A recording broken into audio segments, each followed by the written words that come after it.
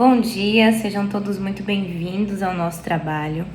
Esse trabalho tem como intuito discorrer as principais informações sobre o tema Origem da Psicologia Organizacional, que é um campo muito vasto e somos 11 pessoas no total, então, além de conceituar os termos básicos, as informações básicas, como por exemplo, psicologia organizacional, psicologia no âmbito de recursos humanos, processos de seleção, processos pelos quais a psicologia passou e passa na atualidade. Vamos abordar alguns temas de hábitos mais recentes do século XXI, abordagens de psicologia.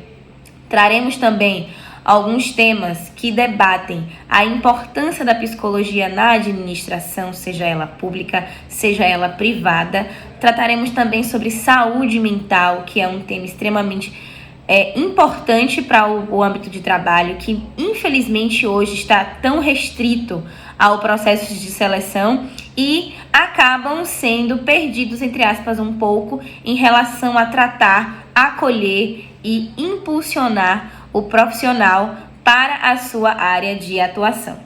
A gente também organizou a nossa apresentação em outros temas, como, por exemplo, relação interpessoal, intrapessoal, que é muito importante, e a influência das instituições frente às ações humanas, instituições financeiras, sejam elas sobre a religião, família ou até mesmo a relação de você com você mesmo.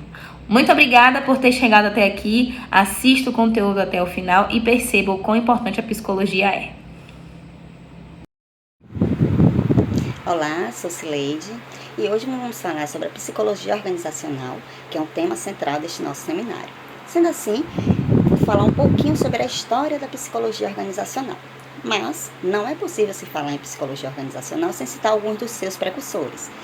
Dentre eles temos Luigi Patrizzi, que foi o criador do laboratório para se estudar a fadiga. Temos o Lanry, que foi o precursor na aplicação dos testes de seleção. Tem o Kreaple e o Mosso, estes estudaram os aspectos psicofisiológicos da fadiga e da carga de trabalho. Porém, foi com Mustenberg o marco da instituição da psicologia organizacional, quando este lançou sua obra Psychology and Industrial Efficiency, isto em 1911, no qual se tratava do estudo da produtividade em função do esforço. Todos eles estavam sempre em busca de entender quais eram as necessidades humanas que oportunizavam melhores experiências internamente. E foi a partir destes que percebemos que as empresas começaram a investir no estudo do comportamento das pessoas. Porém, não há como definir uma data exata de início e de término dessas teorias, pois ambas evoluíram em conjunto com o decorrer dos anos e dos eventos que se sucediam a cada época. Por isso, foi um campo científico que se desenvolvia de maneira muito rápida. Podemos dizer que a psicologia organizacional teve 3 grandes momentos: a fase industrial, a fase organizacional e, de certa forma, a junção dessas duas fases, que foi a fase organizacional e do trabalho, que é esta que nos encontramos atualmente. POT, Psicologia Organizacional do Trabalho. Bom, ela tem como objetivo trabalhar dentro das organizações, promovendo a organização saudável. Bom, e o que é organização saudável? A organização saudável é a contribuição humana com propósito e significado compartilhado, ou seja, é o equilíbrio entre qualidade de vida, bem-estar e felicidade do trabalhador, equilibrado junto com a produtividade, qualidade e lucro das organizações. Afinal, o objetivo das organizações são os resultados, e para que isso ocorra, é necessário que o trabalhador se sinta feliz, saudável fisicamente e mentalmente.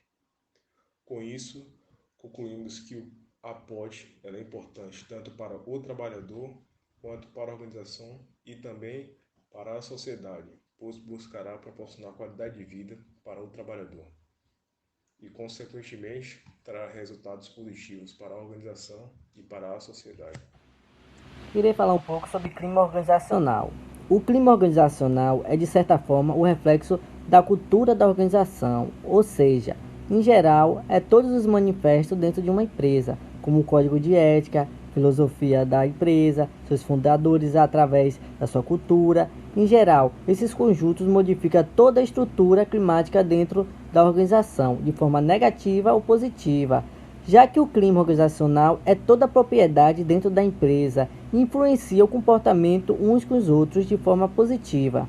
Dentro da psicologia organizacional, na empresa podemos citar o RH, que através de reuniões coletivas consegue reunir informações e pode ajudar no processo de forma positiva, ou através dos gestores como líderes e supervisores de forma individual, ambos fazendo avaliações e trabalho na área psicológica da organização. Foi escolhido duas imagens. A primeira é a foto que tem a representatividade de uma mente aberta, onde através da área psicológica consegue absorver informações contrárias, entendê-las, dialogar e chegar numa conclusão. E a segunda imagem representa o processo de evolução dentro da organização, através de alterações comportamentais e avaliações de mudanças tanto no clima da organização quanto na área psicológica. Olá, me chamo Nina Medeiros. As figuras que eu escolhi e trouxe para vocês são parte de instrumentos utilizados pelos psicólogos. É de uso privativo, de acordo com o Conselho Federal de Psicologia, o uso apenas por psicólogos para a aplicação desses testes, que são instrumentos utilizados para a seleção e recrutamento de pessoal. Normalmente, o psicólogo organizacional ele está situado no setor de RH, hoje chamado de setor de competência, gestão de pessoas, gestão de RH. E é nesse setor que o psicólogo faz as dinâmicas de grupo, as seleções, e na utilização desses testes psicológicos, eu trouxe para vocês o teste palográfico. Quem aqui de vocês já não deve ter feito esse teste para tirar a carteira de habilitação, né? Então, esse teste palográfico ele consiste em fazer traços em uma folha de papel. Esses traços são chamados de palos, daí o nome de teste palográfico. E através desses traços, o avaliador ele vai ter como verificar os níveis de agressividade, organização, dinamismo, agilidade daquele candidato. Além deste teste, tem o teste de atenção concentrada que eu trouxe para vocês.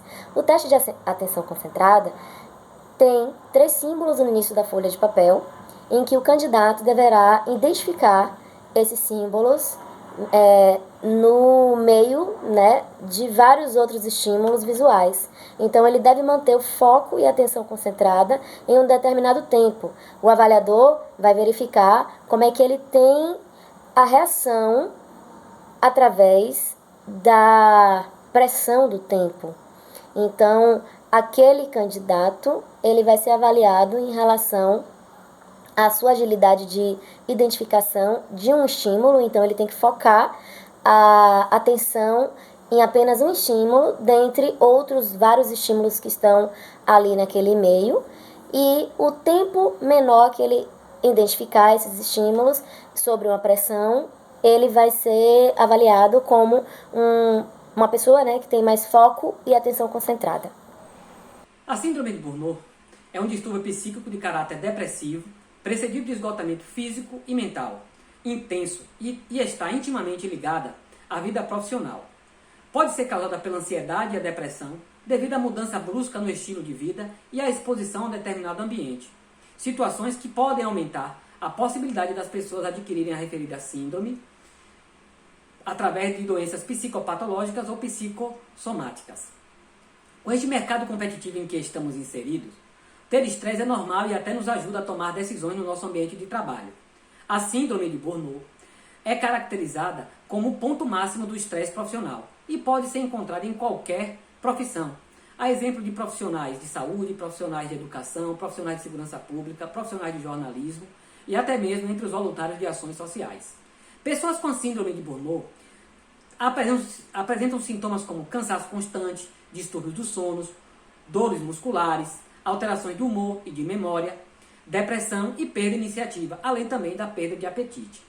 Para detectar a síndrome de Burnout, é necessário buscar um profissional especializado para a realização de exames psicológicos específicos para detectar a doença. A síndrome de Burnout progride nos seguintes estágios. 1. Dedicação intensificada, quando a pessoa se dedica extremamente ao trabalho, sem perceber os limites em que deve dar as atividades profissionais.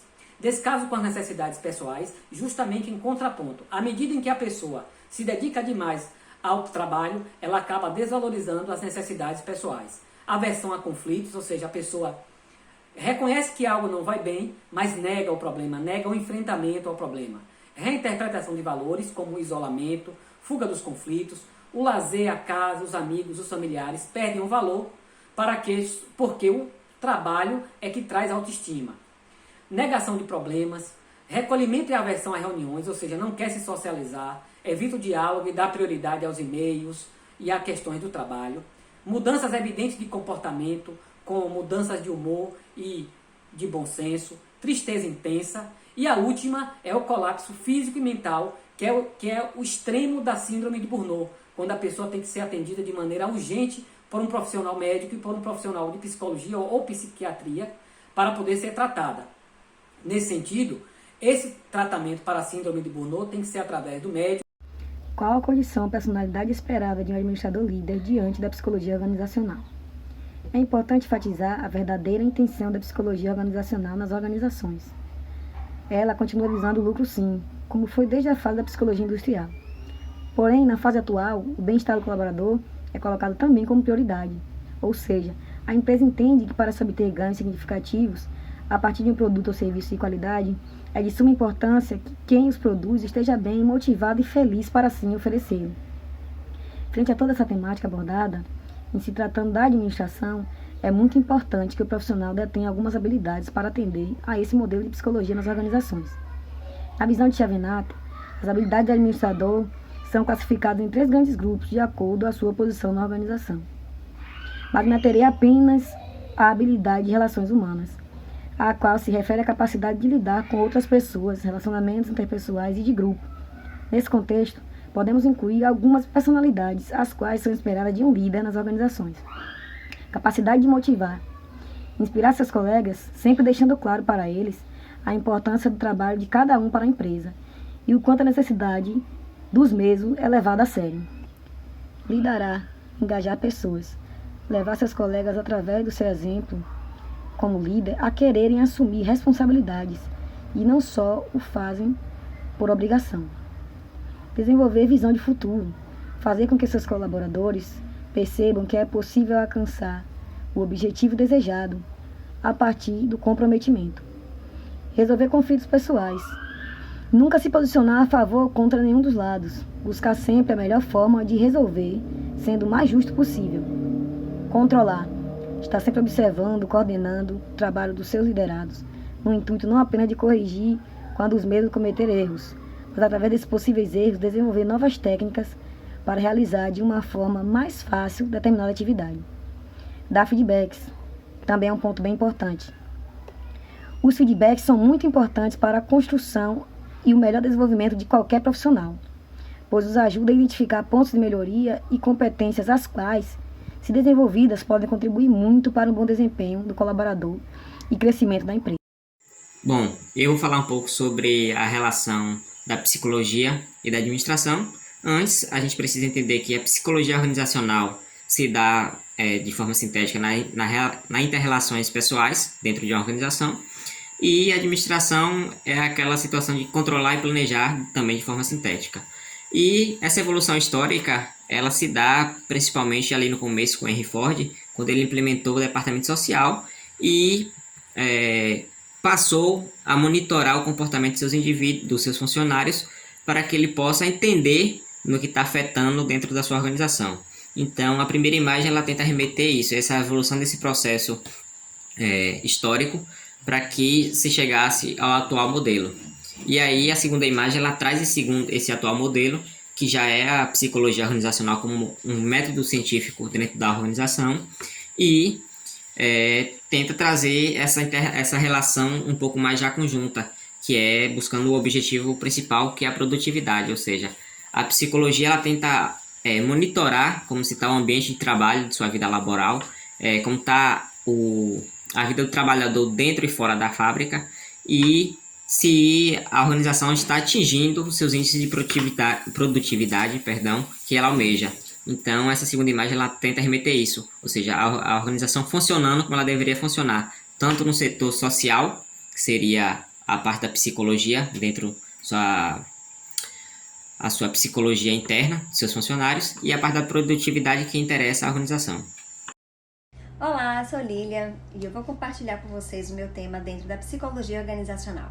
Eu irei abordar sobre recrutamento e seleção.